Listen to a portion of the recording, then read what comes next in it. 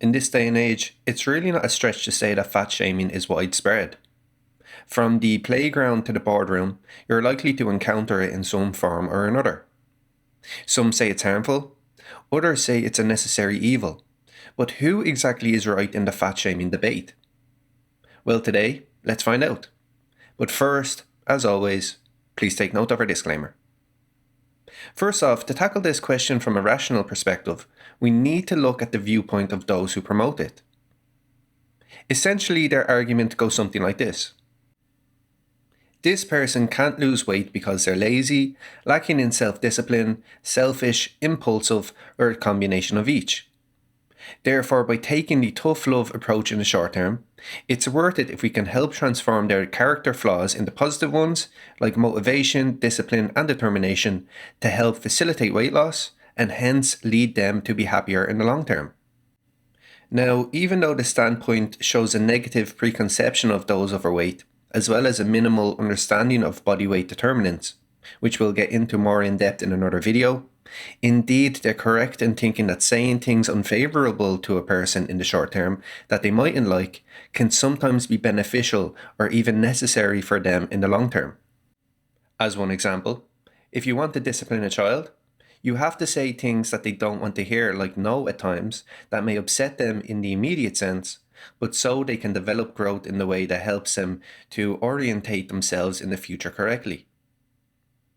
Nonetheless, where this argument falls short is through its underlying assumption that everyone who is overweight has a problem-focused coping style.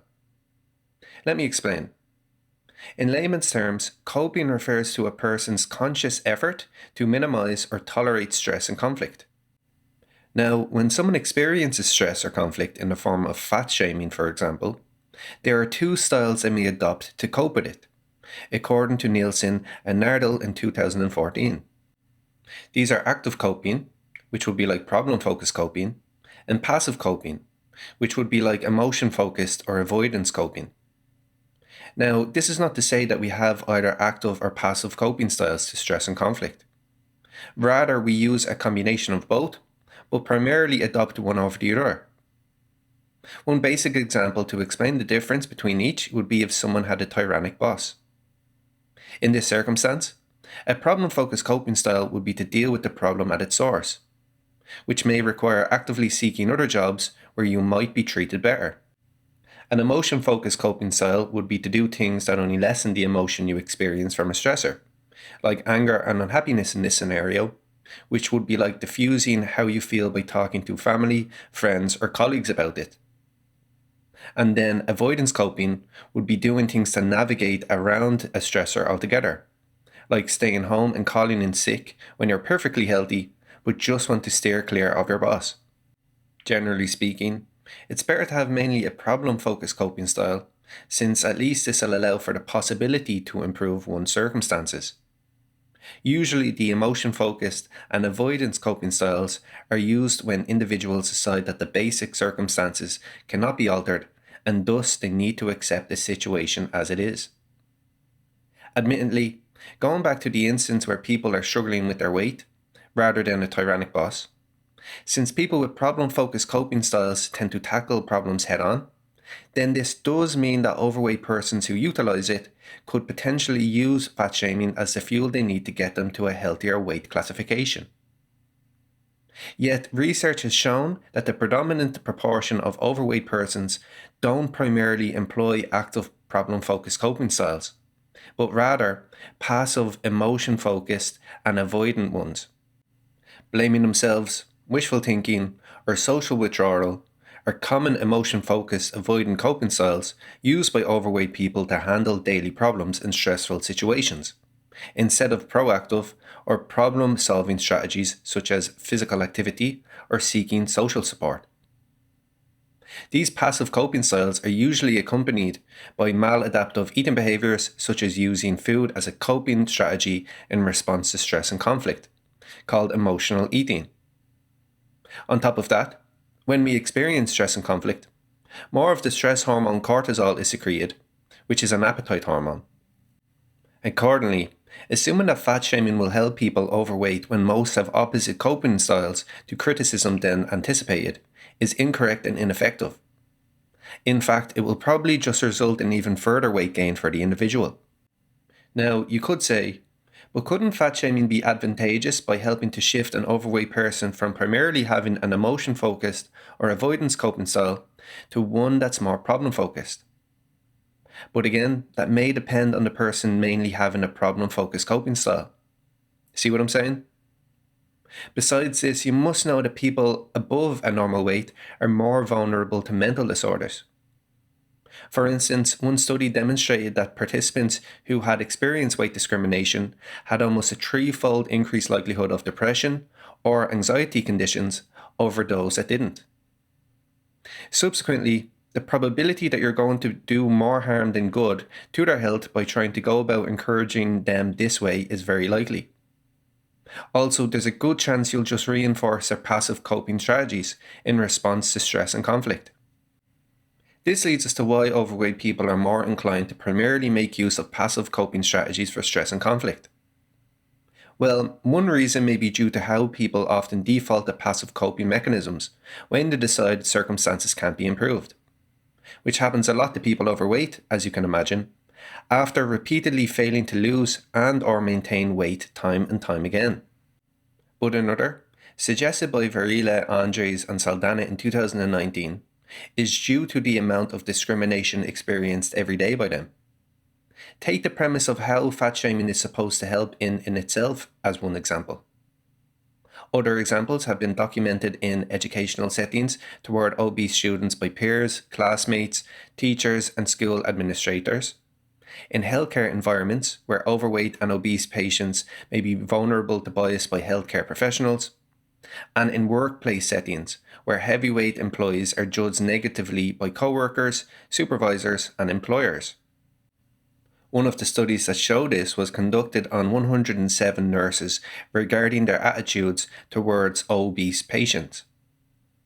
The results show that 24% of the nurses interviewed agree that caring for an obese patient repulsed them, alongside 12% reporting that they would rather not touch an obese patient.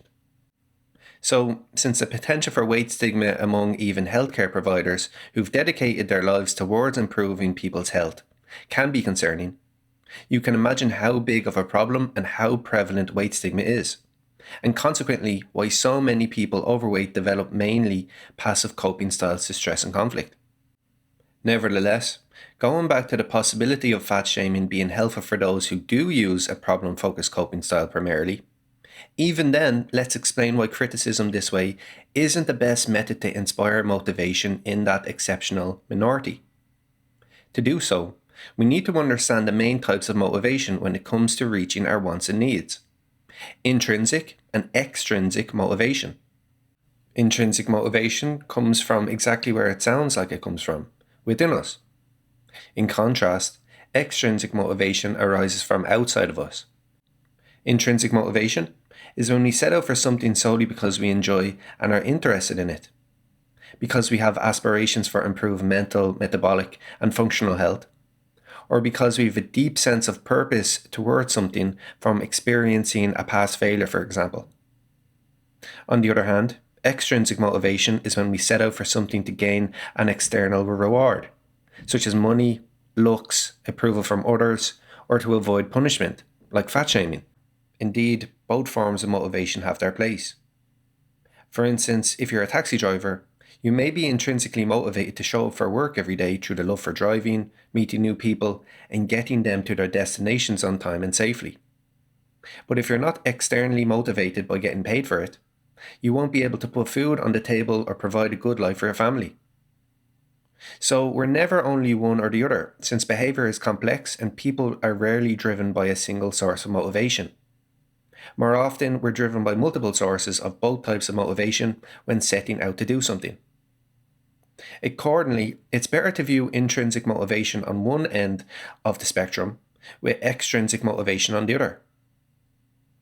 This is another way of saying that we're either primarily intrinsically motivated towards something or primarily extrinsically, similar to how we primarily use active or passive coping styles. In whichever case, the motivation of the other is still always there in some form or another, even if it's only slight. On a side note, if you're interested in undertaking an evidence-based and results-backed personalized Plato weight management program, please click the link in the top right-hand corner of the video or follow the link in the description. Now, to answer the question of why fat shaming isn't the best way to motivate people who mainly adopt a problem-focused coping style, is because, as outlined, fat shaming is an external motivator. And the problem with being mainly focused on external motivators is that they can fade away much easier than intrinsic ones, like interest, enjoyment, health, and purpose ambitions. There's a variety of simple examples we can point to show this. Like people who only go to the gym to get more dates, for instance, but then who wind up out of shape shortly after they get married as their main motivation disappears. In contrast, if you look at those married who are always more focused on the enjoyment side of exercise, how it made them feel, and how it provided a better physical and mental well-being, it's frequently the case that they remain active. In other words, being too focused on extrinsic factors in weight management isn't a good idea, as their effects are relatively short-term. To reach, as well as to sustain, better weight management outcomes, we need to approach things from a long-term perspective, which entails focusing on activities that you're interested in or getting enjoyment out of, as well as their health-promoting effects. So, overall, when it comes to whether fat shaming is effective for improving someone's weight, the answer is no, and will almost always have the opposite effect than what's anticipated, which is poorer health status, as well as heightened passive coping strategies like emotional eating, and an increased cortisol secretion, meaning even more weight gain. But don't just take our word for it. Let's look at the research. In one study involving 73 overweight women, it was demonstrated that those who watched a stigmatizing video consumed 3 times more calories following it than those who watched a non-stigmatizing video. A study in 2013 involving 6,157 participants who experienced weight discrimination found that those who were overweight had a 2.5 higher likelihood of becoming obese, while those who were obese were found to be 3.2 times more likely to stay obese. And another study by Jackson, Beacon and Wardle in 2014 of 2,944 people found that weight discrimination was linked to an almost 7-fold increased risk of becoming obese. Which then leaves us with the question of what can be done to help motivate these persons toward a healthier weight status and way of life then. Well, one great way backed by science is motivational interviewing, carried out by a relevant healthcare provider. If you'd like to learn more about this, please check out the video in the screen's right-hand corner. Do you agree with our verdict on fat shaming? We'd love to hear from you in the comments section down below. Additionally, if you're new here, make sure to like and subscribe to our channel. So, that has been our video.